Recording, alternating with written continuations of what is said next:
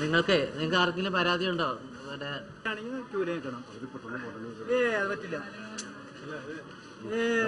നടക്കൂല.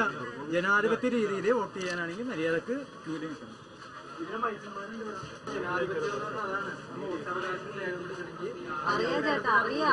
അറിയാഞ്ഞിട്ടല്ല വന്നത്, അതറിഞ്ഞിട്ട് തന്നെയാണ് വന്നത്. പറഞ്ഞതല്ലേ അച്ഛനോട്.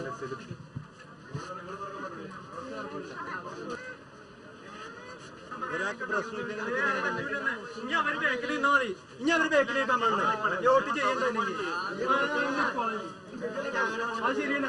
പ്രായമായ സ്ത്രീകൾ ഇവിടെ നിൽക്കുന്നുണ്ട്.